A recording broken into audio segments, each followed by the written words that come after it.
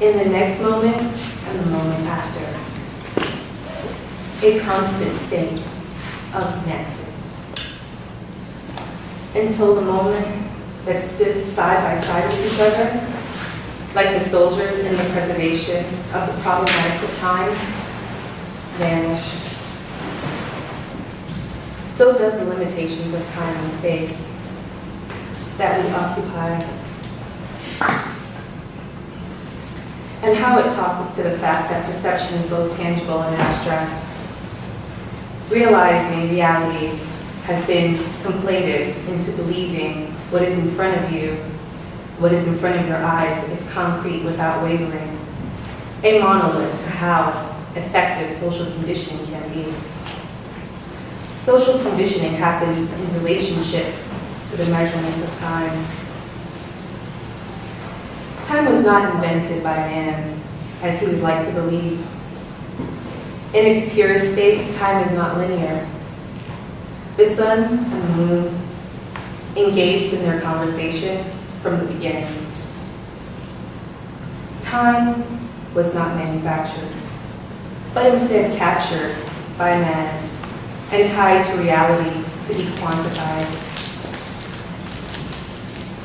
in order to create a foundation for social conditioning.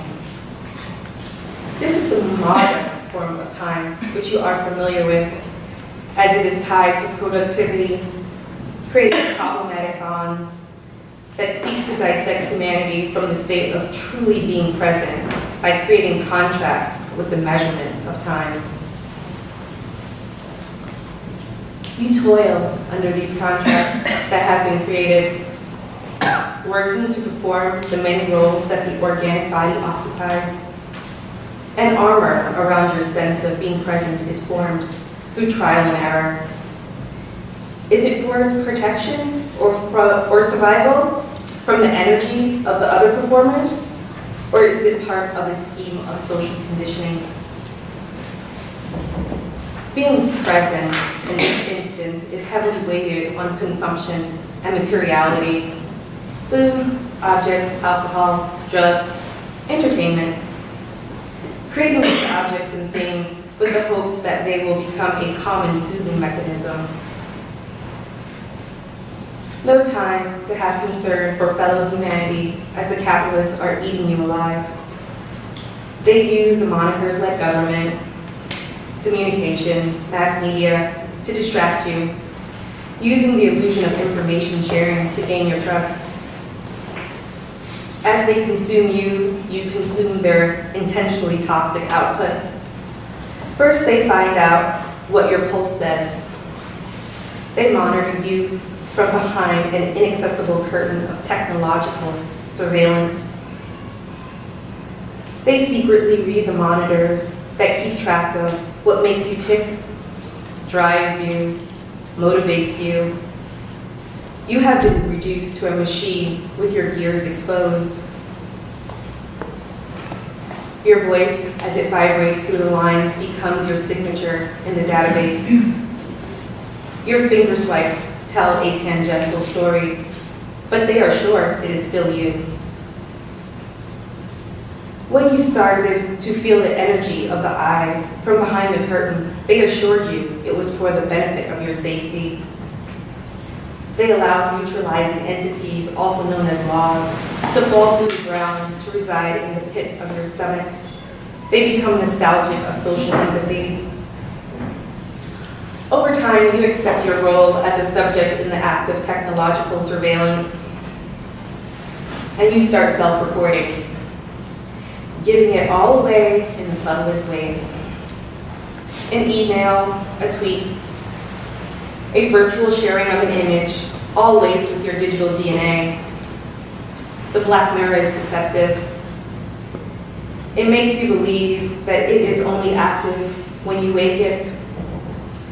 When you enter your bio identifier, the unlocking implies safety and privilege of access.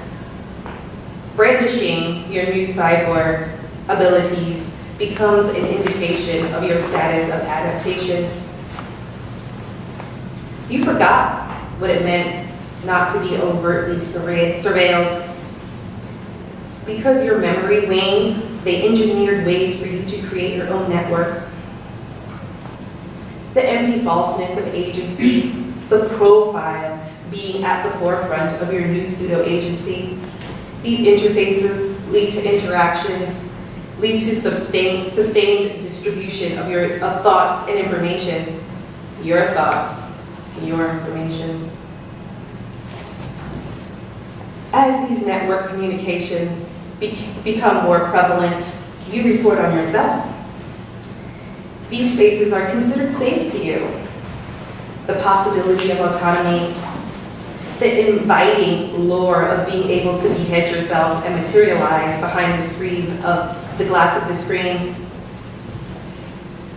But they who use these various monikers are surreptitious in the iron fist of control over your falsely autonomous sense of presence, saving you for later in data farms. Or maybe they use you up now, repeatedly. Either way, you won't know. The only evidence of surveillance are the ones that you think belong. They call it artificial intelligence. It all seems real and organic, doesn't it? Why wouldn't these communications and interactions be chased? They are the calculated efforts of programmers to program your attention. A shady type of ethics happening in the back rooms and out in plain sight sometimes at some of the most prestigious and powerful educational institutions and corporations. Over decades, they have colonized your sense of autonomy. As technology has created new pathways of self-surveillance and self-reporting, they name them unassuming female names.